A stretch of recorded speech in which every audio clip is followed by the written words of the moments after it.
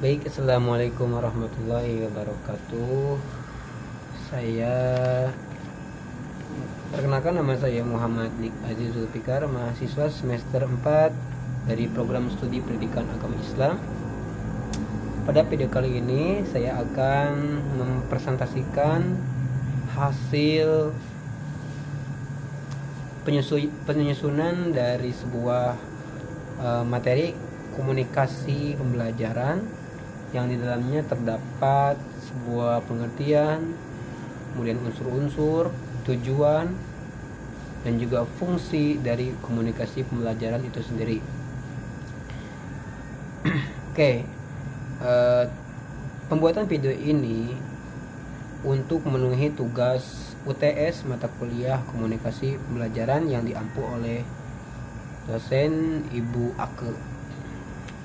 Baik, langsung saja pada materinya. Manusia merupakan makhluk sosial, yang dimana makhluk sosial tersebut pasti selalu berinteraksi dengan makhluk yang lainnya atau dengan manusia-manusia lainnya, sehingga di sanalah tercipta keberlangsungan kehidupan. Mungkin pada zaman primitif dahulu, orang-orang berkomunikasi dengan bahasanya sendiri. Kemudian pada sudah adanya bahasa, orang-orang tersebut berkomunikasi dengan bahasa. Nah, sampai sekarang terciptalah bahasa-bahasa atau berbagai jenis bahasa yang ada di dunia sekarang ini. Tentu itu adalah sebuah hasil dari proses komunikasi dan juga proses interaksi gitu. Nah, sekarang saya akan menjelaskan sebuah pengertian untuk sampai kepada tujuan yang kita inginkan. Maka pengertian akan membawa kita kepada pemahaman yang kita inginkan gitu. Pengertian komunikasi secara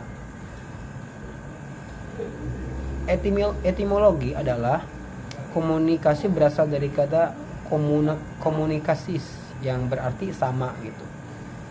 Dan secara terminologi, komunikasi adalah proses pertukaran ide, pandangan, fakta, perasaan, dan lain-lain di dalam keberlangsungan kehidupan orang-orang untuk mencapai pemahaman bersama.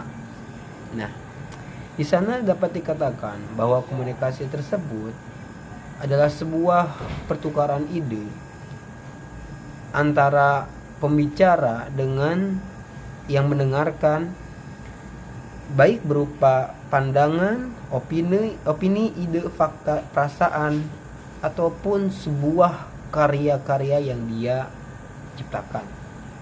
Nah, komunikasi sendiri itu bukan hanya berupa sebuah interaksi berbicara saja, tapi di dalam komunikasi juga bisa dalam sebuah kata-kata, bisa dalam sebuah karya ilmiah, bisa dalam sebuah gerak tubuh.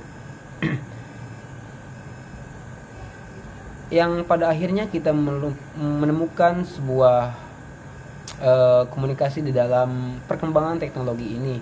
Yang pertama, kita sering berkomunikasi melalui media sosial ataupun aplikasi-aplikasi yang di sana terdapat fitur komunikasi seorang individu dengan individu lainnya. Nah, itu adalah sebuah bentuk komunikasi sendiri, itu selalu berkembang. Nah, kemudian setelah kita membahas dari pengertian, langsung saja kita membahas terkait unsur-unsur di dalam komunikasi tersebut.